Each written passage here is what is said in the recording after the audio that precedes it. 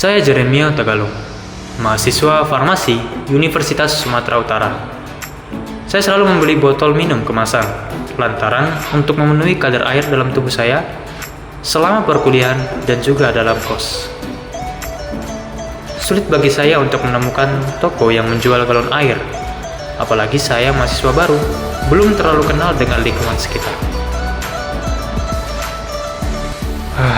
Udah banyak aja ya botolnya. Aku buang aja ya. Udahlah, buang aja deh.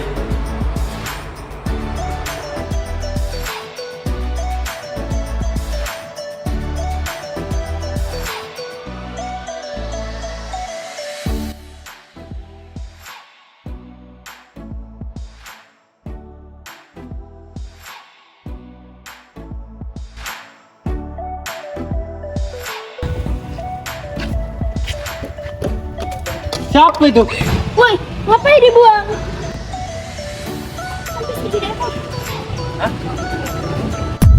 Setiap hari, kita menghasilkan lebih dari 0,8 kg sampah per orang. Tapi, apa yang sebenarnya terjadi setelah kita membuangnya? Sampah tak pernah benar-benar hilang. Ia hanya berpindah tempat dari tangan kita ke bumi kita. Disinilah konsep 5R hadir. Reuse, reduce, reuse, repurpose, recycle. Sebuah gerakan sederhana, tapi mampu menyelamatkan masa depan kita. Halo semuanya, kami dari kelompok 4 akan menunjukkan bagaimana cara sederhana mengolah sampah anorganik dan juga sampah rumah tangga menjadi sesuatu yang lebih bermanfaat. Tapi sebelum kita masuk pengolahan, kita mulai dari R, yaitu refuse. Bang, ini berapa bang? 5. Refuse berarti menolak penggunaan barang sekali pakai, menolak plastik, menolak hal yang bisa menambah beban bumi. Dengan berkata tidak pada plastik sekali pakai, itu berarti kita sudah mengatakan ya untuk masa depan yang lebih cerah. Reduce artinya mengurangi. Coba dipikir berapa banyak sampah yang dapat kita hindari kalau kita hanya membeli yang benar-benar kita butuhkan. Dan mengurangi konsumsi bukan berarti hidup kekurangan, tetapi hidup lebih sadar dan bertanggung jawab. Nah, untung aku minum pakai botol plastik. Jadi mudah dibuang sekali pakai tiap hari.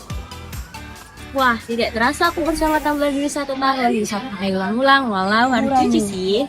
Bayangkan, satu tindakan kecil aja dapat mengurangi ratusan sampah dalam 1 tahun. Reuse berarti gunakan kembali. Kadang kita terlalu cepat membuang sesuatu, padahal masih bisa digunakan. Dengan reuse, kita tidak hanya menghemat uang, tapi kita juga menghemat bumi dari tumpukan limbah baru.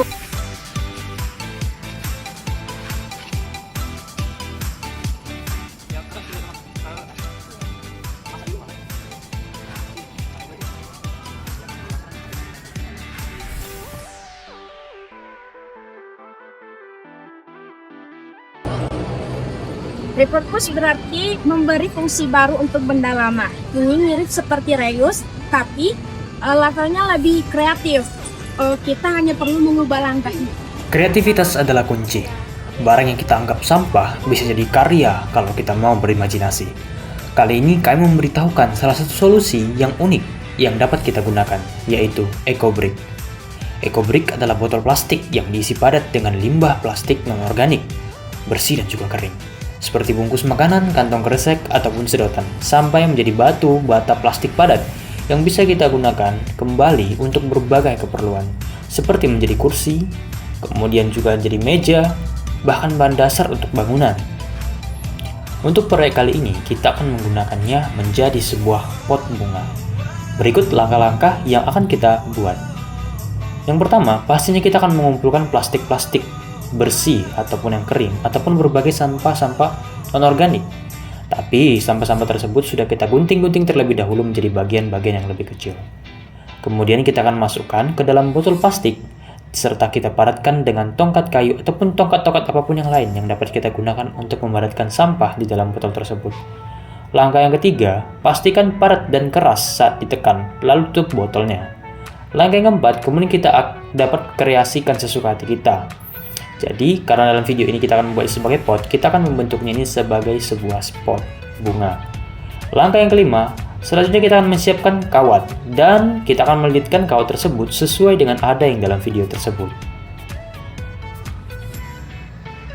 Dan langkah yang keenam, selanjutnya pada bagian tutup botol, kita akan coba lilitkan kawat sehingga membentuk lilitan yang layaknya seperti pada video ini.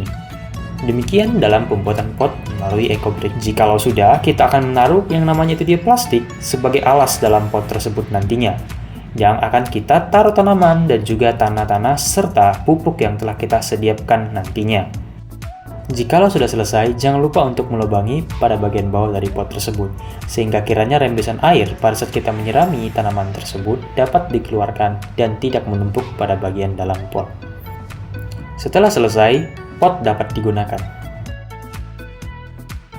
Pengumpulan sampah organik merupakan langkah pertama dalam pembuatan pupuk ini. Langkah yang kedua berupa pencacahan, di mana kita dapat memotong lebih kecil-kecil lagi berbagai sampah organik tersebut, sehingga dapat mempermudah dalam proses fermentasinya. Langkah yang ketiga berupa campuran dengan tanah dan tuangkan molase air. Tambahkan tanah agar mikroorganisme bekerja. Untuk mencepat pergunaannya, kita dapat menggunakan yang namanya itu dia EM4. Langkah yang keempat, jika ingin menambahinya kembali, maka tambahilah bahan organik, lalu timbul kembali dengan tanah. Dilanjutkan juga dengan penambahan molase dan juga EM4. Langkah yang kelima berupa proses fermentase, di mana kita akan menutup dan mengaduk tiap 3 hari, tunggu sekitar 3 minggu. Langkah yang keenam langkah yang terakhir berupa hasil akhir yang kita harapkan.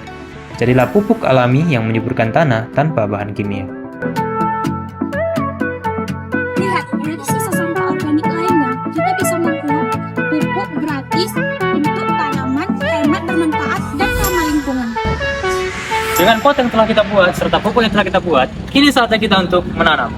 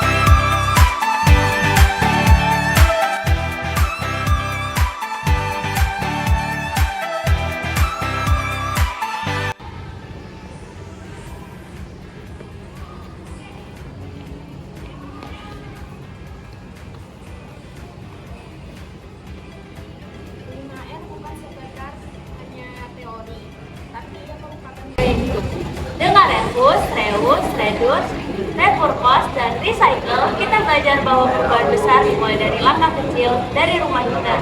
Bumi tidak butuh pawang super, tapi ia butuh manusia yang peduli. Yuk, mulai dari diri sendiri, Mulai dari sekarang. PBL Indonesia,